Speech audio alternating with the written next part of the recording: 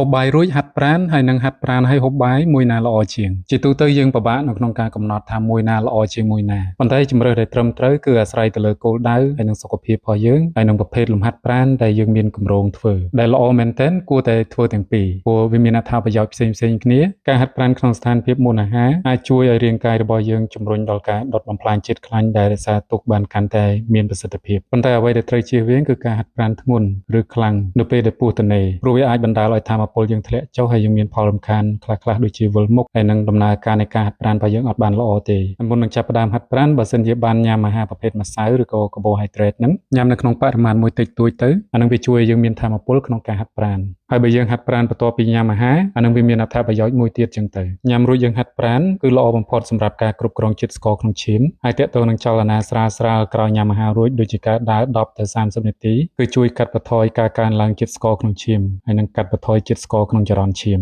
ហើយការហាត់ប្រាណនឹងគួរជៀសវាងការហាត់បែបខ្លាំងៗបើសិនជាក្រោយញ៉ាំអាហាររួចយើងមានផែនការក្នុងការហាត់ខ្លាំងបងប្អូនគ្នាត្រូវទុកពេលពី2ទៅ3ម៉ោងដែរដើម្បីឲ្យកាពះរបស់យើងរំលាយអាហារជាមុនសិនដើម្បីការពារយើងពីការរមួលក្រពើការចង្អោរឬមួយអាស៊ីតកាពះច្រាលឡើងអញ្ចឹងត្រឡប់មកវិញថាយើងគួរធ្វើមួយណាបងប្អូនគ្នាធ្វើទាំងពីរទាំងមុនញ៉ាំអាហារទាំងក្រោយញ៉ាំអាហារពីព្រោះវាមានសារៈសំខាន់ផ្សេងៗគ្នា